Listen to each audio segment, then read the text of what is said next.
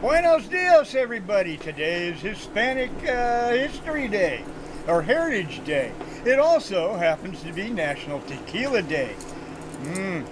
Anyway, what we got going here is game 2 out of 3 against the Drifters, and it's a gorgeous day for that day, and a shot of tequila. You get one of these when you order a shot of tequila, by the way.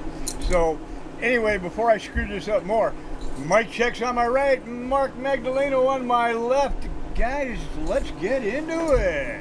Thank you much, friend. Do you think he got into the tequila and didn't share it with us before we all started this? I just thought it was a very unique pronunciation of Buenos Dias. It's the afternoon, so it's Buenas tardes, not Buenos Dias. Buenos Dias is in the morning. Buenas tardes is in the afternoon.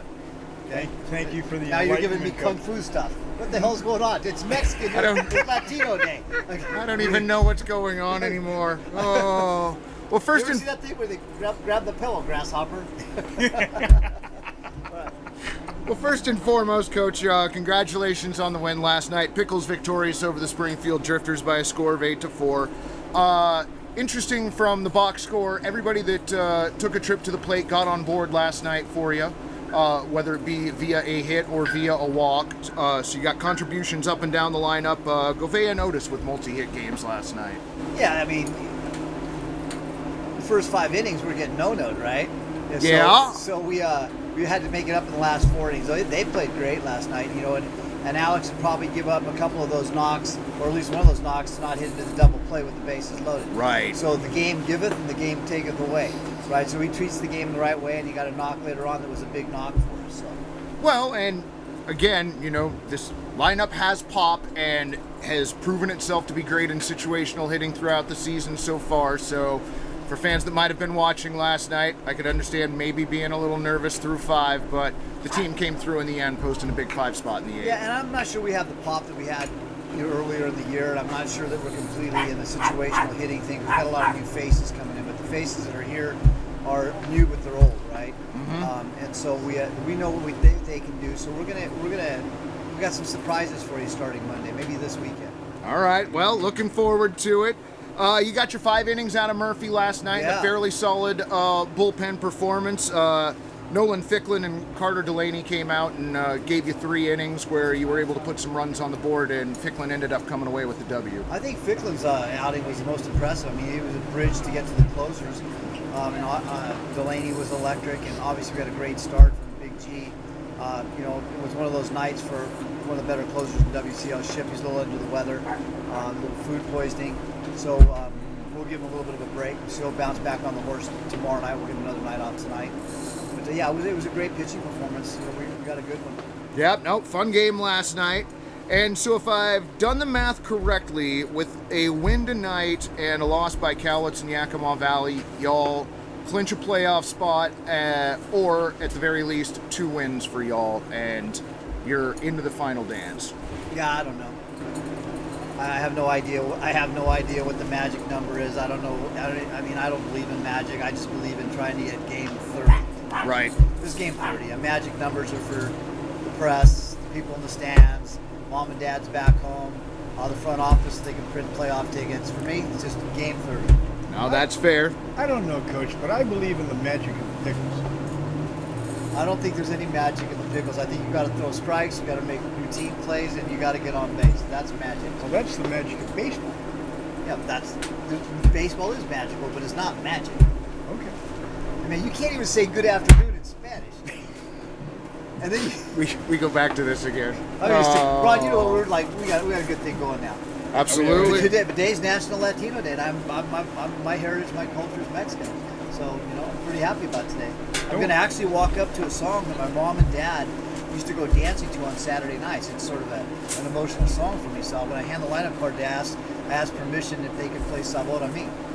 It's a love song. It's a right great on. song. It's a beautiful song. And look up the lyrics. It's a great Okay. song. Okay. So I'm going to take it up, and then I'm going to take a video of it someplace, send it back to my brothers back home.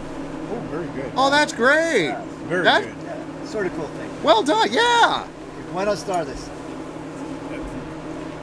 After I'll go over it with you again. Okay, grasshopper. Well, last thing, Coach, you employed at an offensive conference again last night. You've not been afraid to do that throughout the season.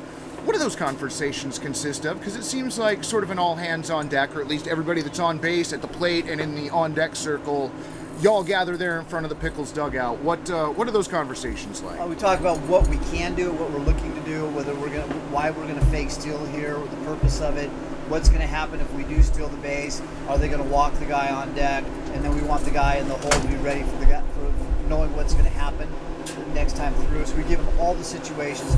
Last night was a little bit different. I'll give you one. Okay. Last night, if and Coach Henry, he did a great job last night managing. If he hadn't walked the hitter, which was Stewart, to load the bases for the double play, we were going to run a double squeeze with the infield in. So we were going double squeeze. If we saw the infield in, I gave him the technique because we run it all the schools I coach at, so I just gave him the technique really quickly. We were around the double squeeze. Oh, that would have been fun. You guys would have loved it. Oh, that would have been great. He walked him, and then it was funny because he walked him, and he probably knew what he knew, right? So right. He walked him, and he just tipped his hat to me, and I just went back at him like that. Like, he made it was the right move. That's got to be fun coaching against somebody that you have a history with and a respect for. So it just ups the level of the competition in the chess game, so to speak. We shake our heads at each other a lot, right? You know, it's a lot of the managers in the league now after 9 years, like, you'll look at him and you'll just sort of giggle and you'll see him smile back, right? Because we know what's going on, so that's fun. A lot of fun. It's fun. That's a lot of fun. I don't know if it was fun last night, but it was fun most times. Well, so is that? So are those conversations a one-way street? Like, is it you and the coaching staff taking what you see in the situation, or do the players get a chance to chime in on what they see or what they feel like they might be able to pull off? Like, is that? I don't think anybody that says their way is the only way without taking communication, especially if you got a couple of minutes to do so, is a very good leader. So I listen when they have talk, but ultimately I have to make a decision, and I'll stick to my decision. But I will listen, and sometimes I do change my mind. Right but on. For the most part, I tell them exactly what I think is going to happen, and for most of the time it does happen the way we think it's going to happen, right? Well, you've got the experience. I mean, we always listen. I mean, it's important to listen to people. You can't have a relationship without listening to people, right? So it's coaching isn't just about telling people what to do and how to do it. It's teaching. There's also life lessons involved in it. No matter if you're managing here, you're managing at a college, you're managing professionally, you can't have a relationship unless you communicate. And then if you don't have a relationship with the player, they're not going to play very hard for you. And if they don't play very hard for you, I'm cooking hot dogs at Walker Stadium and listening to the game on the radio, and you're interviewing somebody else up here. Not quite as good looking as me, but you will be interviewing somebody else. That is true. Who do you got going for you tonight? Benson, big left-hander. Oh, right on. Okay. Be good to see Shaden out there on the bump. Any lineup changes you want to talk about tonight? We're going to get Wagner in out of Florida IMG. We're going to be able to get his feet wet tonight at third base. Maybe you might see a new addition today, Riley McCarthy, former Richfield Raptor. Okay. University of Portland catcher, physical, big bat, big presence bat in the lineup. We signed him today, or actually last night. And then on Monday, Friday or Saturday, you might see a guy named Brasinho. Yeah. Brasinho's on his way up. So when I tell you that we're not standing pat as we move forward, we're not going to stand pat. And you know what? They're players that we know. Right. They're players that we know what they do and how they do it, and they're players that know how we do it. Right. So we're bringing guys like that. And I think we've got enough arms and enough bullets in the bullpen to help us maybe clinch a playoff spot. We've still got a long ways to go, but we just want to make the best run we can. Well, it definitely seems like you've been doing that all season long. Continued success tonight. Good luck. Pickles go for the series win tonight against the Springfield Drifters. Hispanic Heritage Night down here at the ballpark. You still got time to come and join us if you're in the Portland area. If not, stay tuned to the broadcast, and we'll have first pitch for you in just a little bit. It's Hispanic Heritage Night, right? Because we told Yes. Latino Heritage Night. Yeah, no, it's... And then my mom and dad are Mexican, so it's Hispanic tonight. Yes. Fantastic. I just have to be responsible for the actual name that the the organization gives. Well, that's fair. That's fair.